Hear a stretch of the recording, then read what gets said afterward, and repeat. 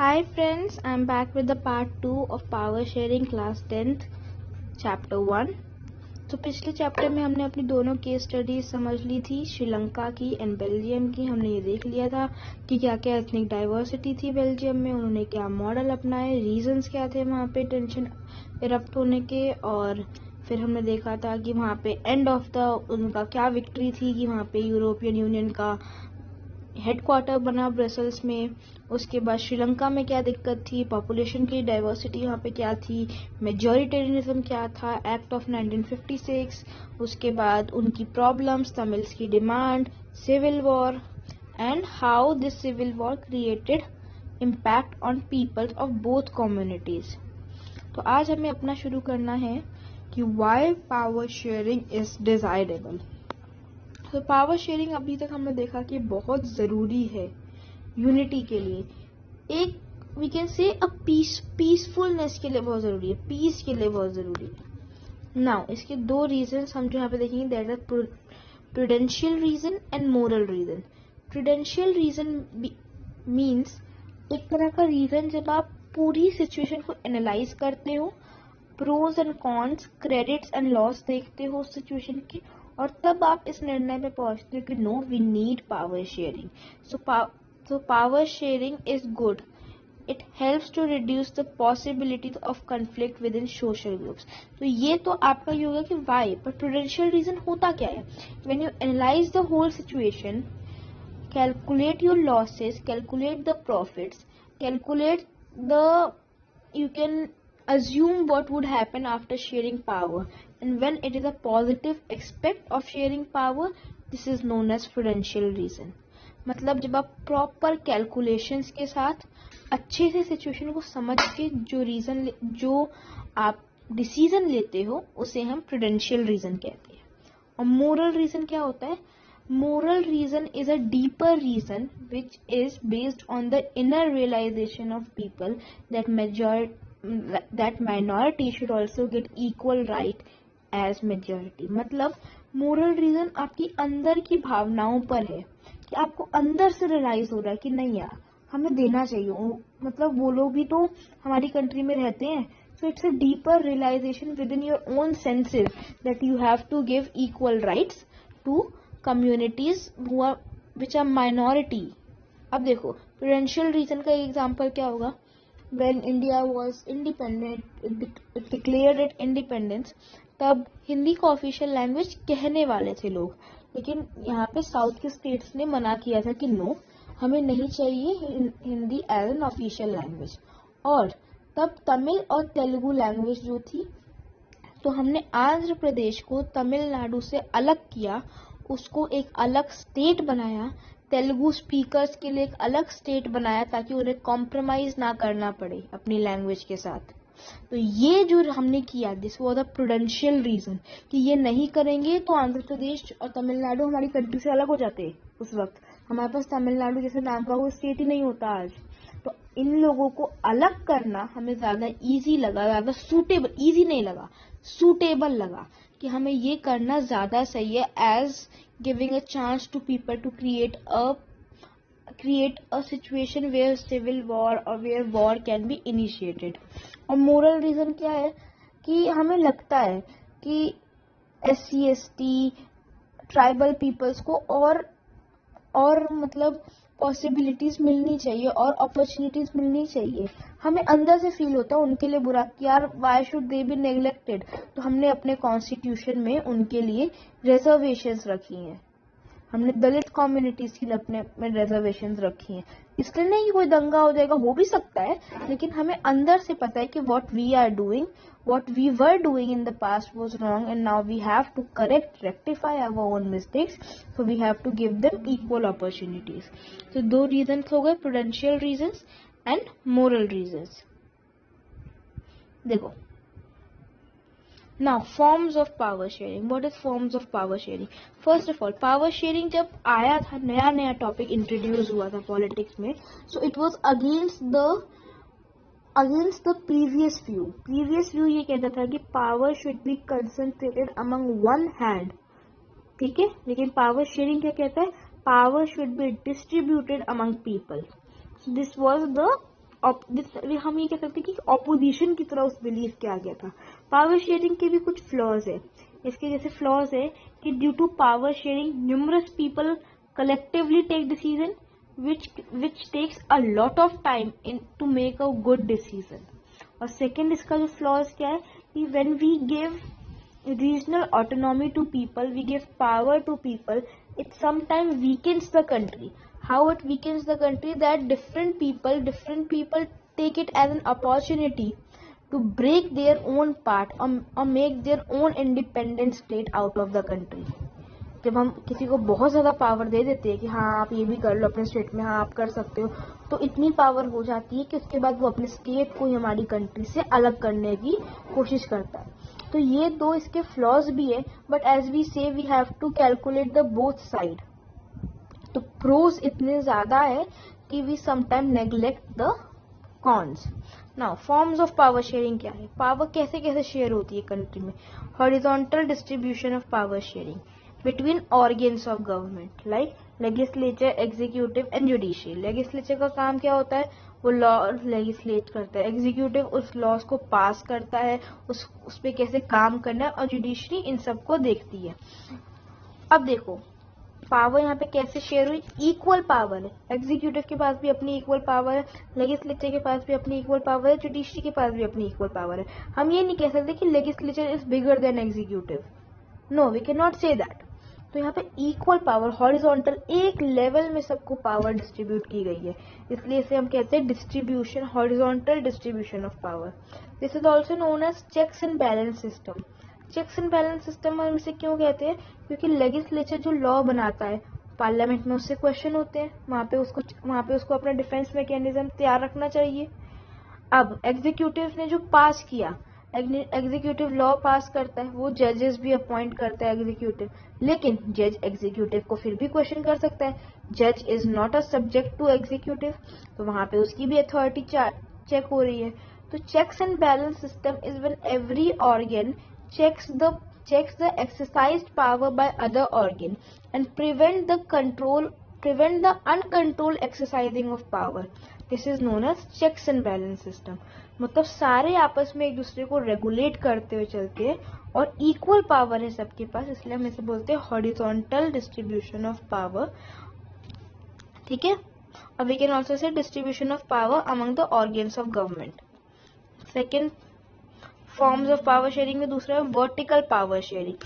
मतलब यहाँ पे इक्वल पावर शेयरिंग नहीं है, यहाँ पे कोई एक सुपीरियर है, फिर उसके नीचे, फिर उसके नीचे, फिर उसके नीचे। यहाँ पे डिसेंडिंग ऑर्डर में पावर जब लगी रहती है, like central government for the whole nation, state government for one particular state, village government और we can say local government, panchayati raj government for one small village. तो यहाँ पे देखो रीजन जो है कम होता गया है। सेंट्रल गवर्नमेंट जो लॉ प्रेस्क्राइब करेगा उसे स्टेट गवर्नमेंट मना नहीं कर सकती है। State government has to abide that law. लेकिन ऐसा कभी कभी हो सकता है इन रेयर चांसेस कि स्टेट गवर्नमेंट जो लॉ दे उसे सेंट्रल गवर्नमेंट मना कर सकती है। लेकिन फिर भी हमने ये क्यों मतलब पावर शेयरिंग किया है? क्योंकि देखो एक सेंट्रल गवर्नमेंट को पूरे कंट्री को चलाना है, तो वो हर गांव के बारे में जाके नहीं पूछ सकता कि यहाँ पे बिजली कम आ रही है, यहाँ पे लाइट कम आ रही है।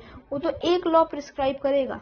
वो तो पंचायती राज को एक ही विलेज चलाना है, तो उस विलेज की छोटी से छोटी प्रॉब्लम पंचायती राज को पता होगी, पंचायती गवर्नमेंट को पता होगी, इसलिए वहां पे इजी डिसीजन मेकिंग हो सकती है। Same with state. अब हमारी सेंट्रल गवर्नमेंट ने कहा कि भाई पानी बहुत कम आ रहा है तो हम पानी कम अपनी कंट्री में देंगे, लेकिन अब पानी कम देंगे, अब राजस्थान की गवर्नमेंट को ज्यादा पता है कि पानी कितने टाइम पे कम देना है, कौन से महीने में कम देना है। तो ये चीज राजस्थान गवर्नमेंट को ज्यादा पता है, ना कि सेंट्रल गवर्नमेंट हर एक स्टेट के लिए बताएगा कर्नाटका में इतने बजे से इतने बजे तक जाएगा, स्टेट में इतने बजे से इतने बजे तक जाएगा। तो वहां का जो रीजनल जो वी कैन से पावर वो स्टेट गवर्नमेंट के पास है। ठीक है, this is also known as federal distribution. Federal मतलब एक सेंट्रल गवर्नमेंट फेडरल ने डिस्ट्रीब्यूट किए हैं अपने पावर्स। और अब इसमें एक क्वेश्चन आता है, why power sharing among local government is the best example of democracy. It is the best example of democracy because देखो ना, पंचायत में सारे विलेज के लोग एक साथ बैठते हैं और कलेक्टिवली अपना मतलब it is not a representative form of government, it is direct democracy. Directly people आते हैं, अपने लिए डिसीजन लेते हैं और अपने डिसीजन के लिए खुद ही रिस्पॉन्सिबल होते हैं। It is direct democracy. ठीक है ना। पावर शेयरिंग तीसरा कौन सा है? सोशल। सोशल ग्रुप्स में जब पावर शेयर होती है, सोशल ग्रुप में पावर कैसे शेयर होती है? लाइक हमने रिजर्वेशन दी हुई है वुमेन को कि वो अपने आप को एडमिनिस्ट्रेशन और लेजिस्लेशन में लाए। हमने रिजर्व कॉन्स्टिट्यूएंसीज बना रखी हैं ताकि जो माइनॉरिटी ग्रुप है who are not able to contest freely in election, they have their own set finite asset कि हाँ यहाँ तो हम ही कॉन्टेस्ट करेंगे और हम ही जीतेंगे। जैसे जब हमारी गाजियाबाद में इलेक्शन होगा कभी तो हाँ, या फिर कहीं और मानो लखनऊ में इलेक्शन होता है, तो एक छोटी सी कॉन्स्टिट्यूएंसी में कि हाँ या कि वार्ड बी में तो सिर्फ और सिर्फ आई कैन से दलित के पीपल ही खड़े हो सकते हैं। हाँ, तो वहां से उनको एक चांस मिला कि दलित कैन विन फ्रॉम हियर। ठीक है। Now forms of other power sharing में क्या है? Sharing power among political parties, pressure groups and interest group. देखो हमारी डेमोक्रेसी में क्या होता है, फ्रीक्वेंट जो है चेंज ऑफ पावर है, इसलिए एक वी कैन से कंपटीशन है कि यार हमें भी जीतना है, हमें भी जीतना है। उस कंपटीशन से क्या होता है, कभी कभी जब गवर्नमेंट नहीं बन पाती है तो कोलिजन गवर्नमेंट बनती है। और कोलिजन गवर्नमेंट क्या करती है, एक दूसरे के आइडियोलॉजीज अपने साथ लेके आती है। They have to respect others ideology whom with they have combined to form a single government. In that form, politically the power is shared among different ideologies. Like अगर हम देखें कि मान लो पार्टी ए ने अपना जो कहा है कि हम लोग फार्मर्स के टैक्स कम करेंगे अगर हम जीत गए, पार्टी बी ने कहा है कि हम हर विलेज में इलेक्ट्रिसिटी लाएंगे। अब अगर जब ये दोनों पार्टीज कंबाइन करके एक गवर्नमेंट बनाएगी तब ये दोनों ही काम होंगे, दोनों को एक दूसरे की आइडियोलॉजीज को फॉलो करना होगा। अगर ए कहेगी कि हम चाहते हैं कि दलित्स को थोड़े और राइट मिले तो बी को वो काम करना पड़ेगा। अगर बी चाहती है कि टेम्पल्स बने तो ए को भी मानना पड़ेगा कि हाँ टेम्पल्स बनेंगे। तो यहाँ पे जो है there is power sharing, power is shared among different political parties, equal power is shared among different political parties. ठीक है। और इंटरेस्ट ग्रुप्स क्या होते हैं, when group of people, citizens combine together and fight नहीं बोलेंगे, and raise their own demands, raise their common demands because of mutual needs। उनकी mutual needs की वजह से जब एक कॉमन डिमांड रेज होती है कुछ लोगों से, अब जैसे कि हम देखते हैं अभी फार्मर प्रोटेस्ट हुआ था तो वो एक इंटरेस्ट ग्रुप था, ऑल्दो वो एक प्रेशर ग्रुप था, प्रेशर ग्रुप में बताऊंगी, लेकिन हम ये कह सकते हैं कि वो एक इंटरेस्ट ग्रुप था कि उनकी क्या डिमांड थी कि भाई जो फार्मर्स लॉ आया तो वापस ले लो। म्यूचुअल नीड थी और कॉमन इंटरेस्ट था, इसलिए वहां पे उन लोगों ने धरना दिया और वो लॉ को वापस किया। ठीक है।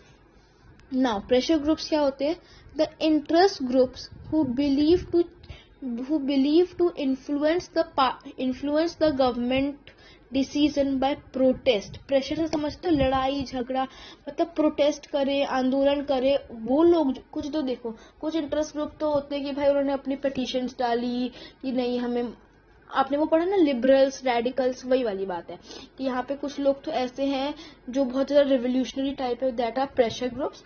और जो लोग पिटीशंस में विश्वास रखते हैं कि जाओ मिलके बात करो, इंटरेस्ट ग्रुप जो अपनी डिमांड्स फ्रीक्वेंट डिमांड्स अपनी जनरेट करते रहते हैं वो है इंटरेस्ट ग्रुप्स। ठीक है। अब ये लोग कैसे करते हैं, तो either they can take part in election, या तो आप इलेक्शन में आ जाओ भाई, डायरेक्ट आ जाओ इलेक्शन में, या तो you can influence government decision bye protesting, demonstrating, जैसा मैंने आपको कहा। ठीक है। इसमें एक टॉपिक जो हमारा अभी बचता है वो है कि how power sharing is a very spirit of democracy. So power sharing democracy का पार्ट कैसे है। देखो डेमोक्रेसी क्या बोलती है, पावर शुड बी, डेमोक्रेसी क्या कहती है कि people who are affected by the laws, who are affected by the decisions should be consulted, they should be given power, they should be their choice is utmost choice।